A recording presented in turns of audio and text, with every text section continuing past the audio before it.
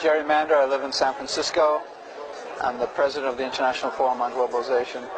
Well, the first thing to say about the media is that the degree of impact of the media is much more serious than people generally recognize. And the degree of control of the media is also much more serious.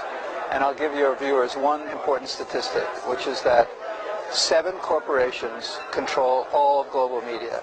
I beg your pardon. 7 corporations control 70% of global media. That's 7 corporations control television, satellite, broadcast systems, cable systems, magazines, radios, newspapers, book publishing, film production, internet connections, film distribution, all media. This is the highest degree of concentration of ownership of any industry. And it's an industry that's not dealing with things, it's dealing with consciousness, it's dealing with putting things into people's heads.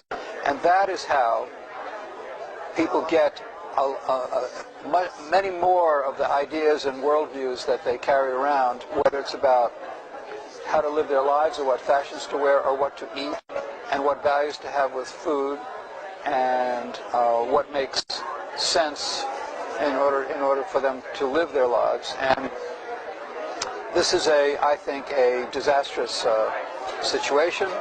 I think it's terrible to have so many cultural values and lifestyle values and so many personal choices in the hands of so few people.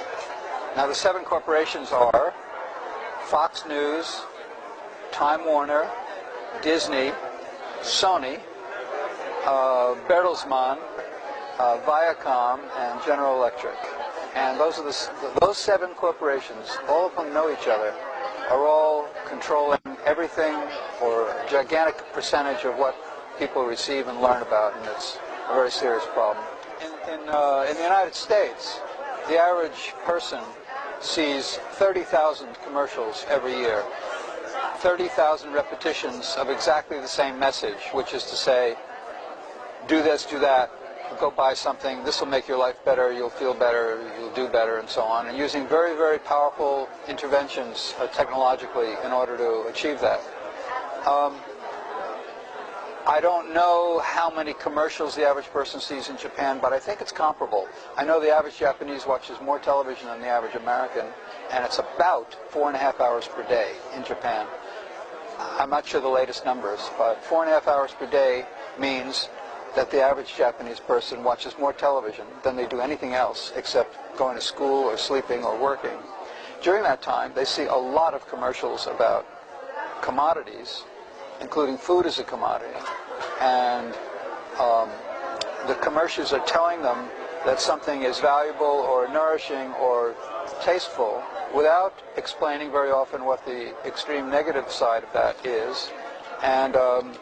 And it's inundating them with a view of the fashions of food, which have nothing to do with the kind of nutritional values or healthful values or the truth, for that matter,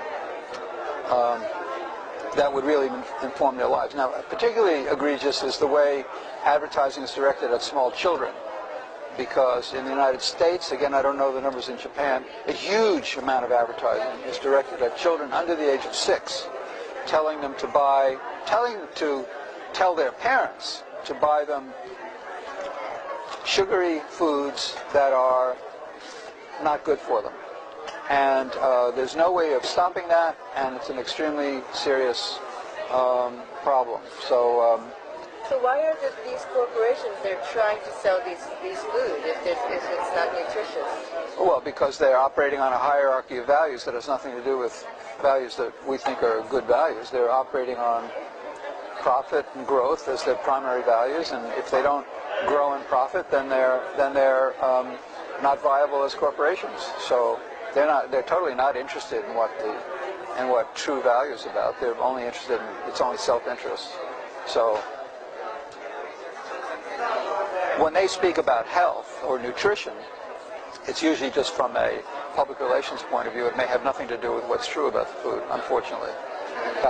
Well, I was just speaking about the food growers, big corporate food growers, like to say that the reason they're doing it is to feed the hungry of the world. The reason they're driving small farmers off the land is that big farming is more efficient and that it will grow more food for the hungry.